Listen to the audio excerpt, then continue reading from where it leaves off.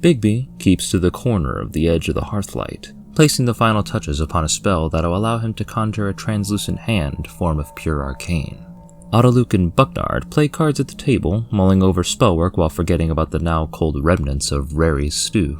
It's just another day for the Eight, the circle of mages gathered by the archmage Mordekainen to keep balance and broker power within the universe. Little do they know that they breathe their last breaths and think their last thoughts in these last seconds that tick by, as one who wields death itself slinks up to the tower to end their worthless lives. Hello and welcome, my friends and viewers, to this week's episode of Legendlore, where I draw and talk about monsters, characters, gods, and other things from D&D 5th edition, all while giving a small but quickly digestible history about them. Together we'll go over their history within the game, how they're utilized in the modern edition, and how I like to utilize them in my own games. Join me this week as we will be covering the archmage lich and transcender of the mortal world to divinity, Vecna, the Whispered One.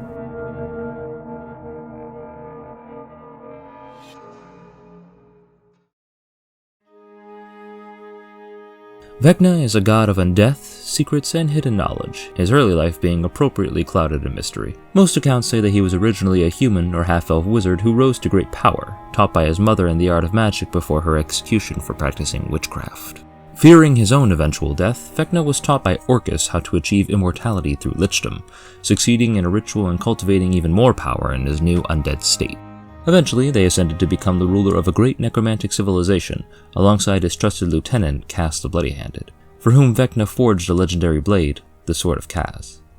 The powerful wizard Asirak was also amongst Vecna's ranks, saving the Lord from a divine assault in his early days before he himself would ascend to become a powerful demi-lich. By a combination of Vecna's raw power, evil, and necromantic affinity, an evil sentience manifested within the Sword of Cass, manipulating and convincing Cass himself to attempt killing his master and usurping his throne. Cass then battled Vecna, slaying the wizard but not before being banished to the dreadful demiplane of Cavitus. The only traces left of Vecna's physical body were his left hand and eye, which still carried a figment of the lich's latent will, becoming the legendary artifacts known as the Hand and Eye of Vecna, which mortals squabble over and rain destruction with to this very day. Despite the end to his physical form, Vecna endured as a powerful spirit, and built a great following of ambitious wizards and users of necromancy, gaining both the status of the demigod and the attention of the powerful wizard Elminster. From here, Vecna then made his first attempt to ascend true godhood, but failed and found himself also banished to Cavitus, while Cass was now free from its shadowy clutches, though his exposure to the latent negative energy within there had changed him into a vampire. From then on, Vecna would go on to take part in a number of great wars and legendary events without history, such as absorbing the power of the god Ayuz, killing the Circle of Eight, an order of mages formed by Mordekainen himself to protect the balance of the multiverse, invading Sigil, the floating city seated at the center of the multiverse, and authoring a large portion or the entirety of the literal handbook on how to attain true power at the expense of others, the Book of Vile Darkness. Vecna's clergy is secretive, subtle, and spread thin, having no real collections or scripture of the wizard's teachings. However, the cult does carry a strict hierarchy, with each ranking member being associated with a body part. Vecna himself sits at the top, followed by the voice of Vecna, usually someone possessed by Vecna's manifestation, and then the heart of Vecna, the cult's high priest and devotee to the lich god.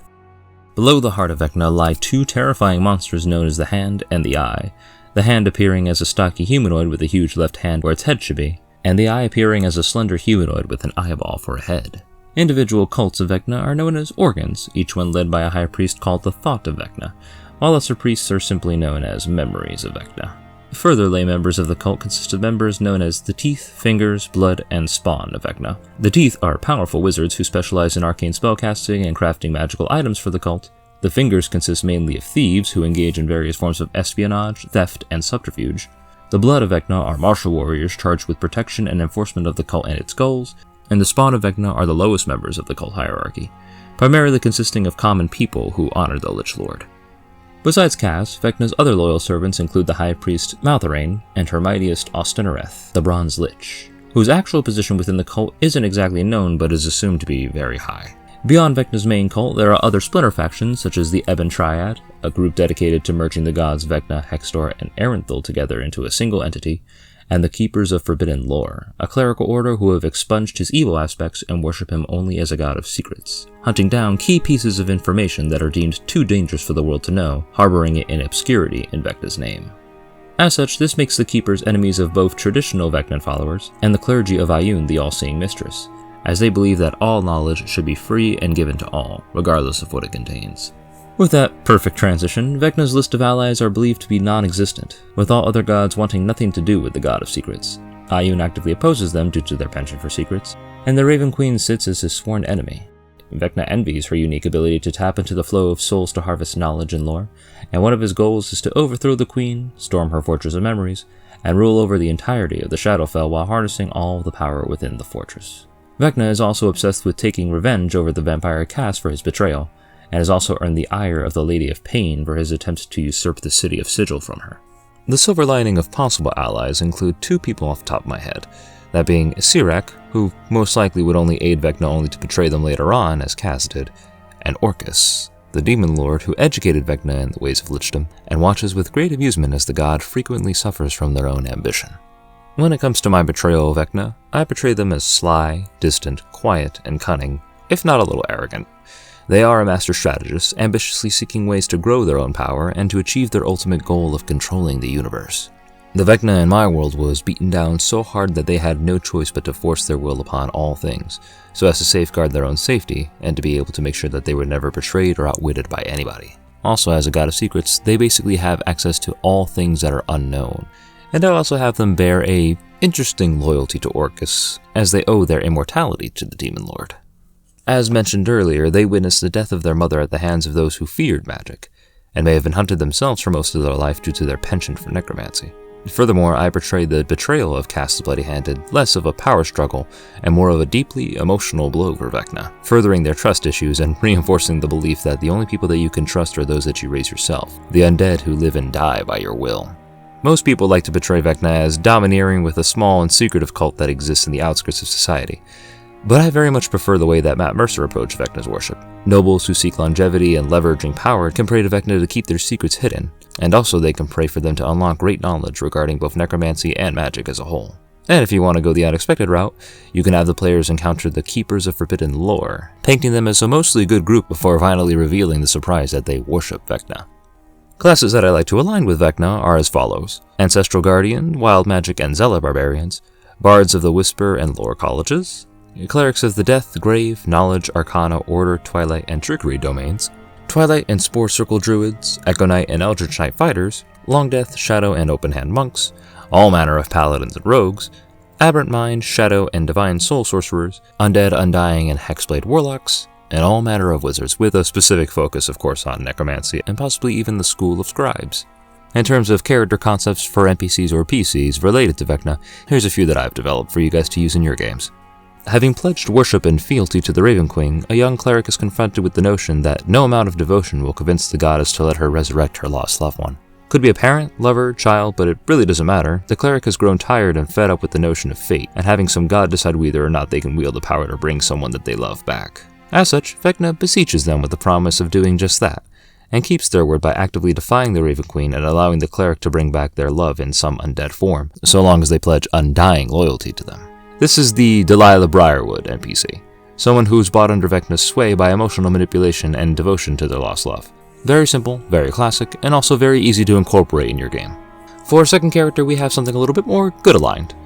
As a knowledge cleric or wizard has uncovered a terrible secret and, prompted by both Vecna and the Keepers of the Forbidden Lore, is charged with the protection of said secret. As such, they are hunted by people who would benefit from such knowledge, or by those who believe that knowledge should be free and open, such as Ioun's own clergy. This is useful for a more good-aligned PC or NPC, and you as the Dungeon Master can gift a player a particularly juicy piece of lore to your world that they must protect with their very lives, which will make them feel very special. Lastly, and personally my favorite, you have a person whose people have been tortured and pushed to the brink of survival by the encroachment of the civilized nations, and is presented with an opportunity to gain enough power to unite their people and push back against such foes. This power lies in the form of being bestowed either the hand or the eye of Vecna, which allows their intellect to spike up very high and gives them the capability to cast powerful necromantic spells, now bearing an army of corpses alongside their united brethren. This is good for races that are not particularly seen as quote-unquote civilized, such as gnolls, orcs, goblins, hobgoblins, and the like. And this could be good for a PC or an NPC villain, as it provides a really good motivation for them to accept Vecna's power and do the things that they do. You may want to modify the hand or the eye's ability to turn a person neutral evil, at least until the later aspect when they start getting a lot more power and getting deeper into their story. Ultimately, when it comes down to it, making an adventure or a quest hook or a character centered around Vecna deals with two constants: Vecna's promise of giving something to them in exchange for worship and undertaking of certain actions, and the blatant use of necromancy. As for what specific quests Vecna would give to their followers, it could be as small as simply discovering a person's identity or personal secrets, to entering into the valleys of the Shadowfell and infiltrating the Raven Queen's Fortress of Memories itself, so as to sap power and knowledge from her and gift it back to the Lich God. That last one would be quite perfect for a level 20 party. Now, for magic items this evening, we of course have the Hand and the Eye of Vecna, but these are the versions that I use within my own game. Warning now, I do not have a stat block for these two because they are frankly too similar to the original versions of the Hand and the Eye, but they do have a few different properties that I'm going to list out now. When attuning to either the Hand or the Eye of Vecna, the wearer gains a +5 bonus to their intelligence and resistance to necrotic damage, as well as the quality of magic resistance. However, whenever the person manages to attune to both the Hand and the Eye of Vecna, the bearer instead gets a +10 bonus to their intelligence, is immune to necrotic damage, and is flat out immune to all spells 3rd level and lower. I would also like to add the spell Modify Memory to the spell list included for the Eye of Vecna, as well as the spell Staggering Smite for the Hand of Vecna. Vecna sits as a classical lich villain, a scourge upon all mortals who seeks to control all aspects of the multiverse, so as to ensure that their vision is never tainted by the change and willfulness of others. Given their history of being able to amass enough power to attack Sigil, as well as kill a circle of 8 powerful archmages, Vecna is not something to be trifled with. Even if they may be seen as a lesser god, they still have significant willpower, and will always make a great villain. I want to thank all of you guys for watching, and if you guys want to see more D&D videos like this, please like and subscribe and share the video to anybody that you think it might help, be they a dungeon master or a player, or just somebody interested in the lore of D&D. I do my best to upload videos every Sunday, and if you guys want a chance to vote on the subject of the next video, please follow me on Twitter, TikTok, and Instagram, and cast your vote in the polls and in the comments. Also, if you guys want to support me further, I have finally opened up a Redbubble account for some of my art. It's filled with stickers, other kind of merchandise like t-shirts and whatnot, just general stuff that I'm trying to branch out a little bit more with my art. That, and I've also included my actual homebrew content that you guys can use at your tables. All pay what you want. And finally, please comment down below how you guys have encountered or used Vecna in your games, and let me know what other kinds of things you guys would like to see in upcoming videos. Until then, I'll see you guys next time.